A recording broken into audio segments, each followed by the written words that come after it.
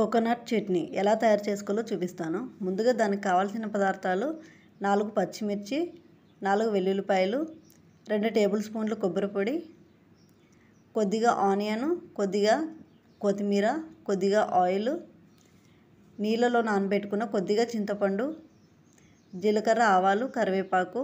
తయారు చేసుకునే విధానాన్ని చూపిస్తాను. గ్యాస్ ఆన్ చేసుకుని ఒక చిన్న కడాయి పెట్టుకుని అందులోకి కొద్దిగా ఆయిల్ వేసుకోవాలి. ఆయిల్ వేడైన తర్వాత పచ్చిమిర్చి వేసుకోవాలి. ఇవి కొద్దిగా వేగిన తర్వాత ఆనియన్ వేసుకోవాలి.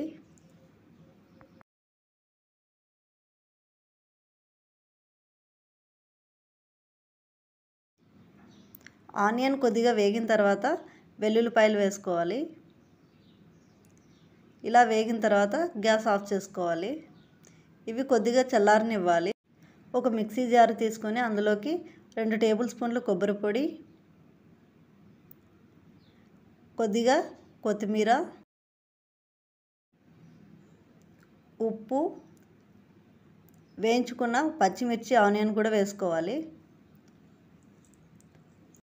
నానబెట్టుకున్న చింతపండుని నీళ్ళతో సహా వేసుకోవాలి. వీటన్నిటిని మిక్సీ పట్టుకోవాలి. మెత్తటి పేస్ట్ లాగా పట్టుకోవాలి.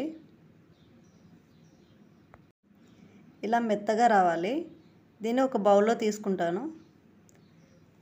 గ్యాస్ ఆన్ చేసుకొని ఒక కడాయి పెట్టుకొని అందులోకి కొద్దిగా ఆయిల్ వేసి, ఆయిల్ వేడైన తర్వాత జీలకర్ర, ఆవాలు, కరివేపాకు వేసుకొని వేయించుకోవాలి.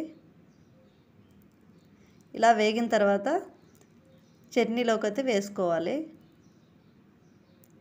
వేసుకొని బాగా కలుపుకోవాలి. కోకోనట్ చట్నీ రెడీ అయిపోయింది. Thank you for watching.